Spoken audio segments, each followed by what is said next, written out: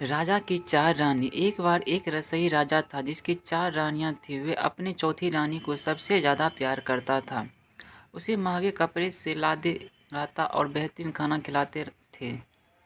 वे उसके केवल अच्छा देता था। वे अपनी तीसरी पत्नी से भी बहुत ज़्यादा प्यार करता था। उसका आसपास के राज्यों में बखान करता था और मगर उसे डर था कि वे एक दिन उसे किसी और के लिए छोड़ देगी।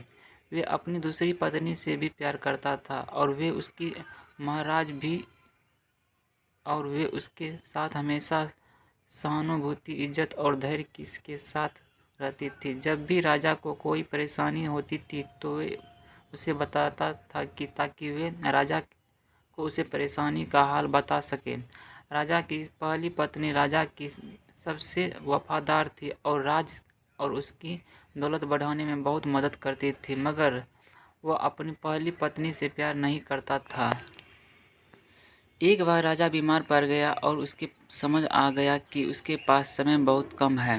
इसलिए उसने अपनी चौथी पत्नी से पूछा कि मैं सबसे ज़्यादा प्यार तुमसे किया है और तुम्हें सबसे बेहतरीन चीज़ों से नवाजा है, तुम्हारा सबसे ज़्यादा ध्यान रखा है। अब जब मैं मरने जा रहा हूँ, क्या तुम मेरे साथ देने के लिए मेरे साथ चलेगी? तब उसकी चौथी पत्नी ने जवाब दिया कि बिल्कुल नहीं। उसकी बात राजा के दिल में छुरी जैसी चुभ गई। अब दुखी राजा ने अपनी तीसरी पत्नी से पूछा कि मैं सारी जिंदगी तुमसे प्यार किया, अब मैं जा रहा हूँ, क्या तुम मेरे साथ चलेगी? नहीं, ऐसा तीसरी पत्नी ने जवाब दिया जिंदगी बहुत अच्छी है और जब तुम मरोगे तो मैं दोबारा से शादी करूँगी।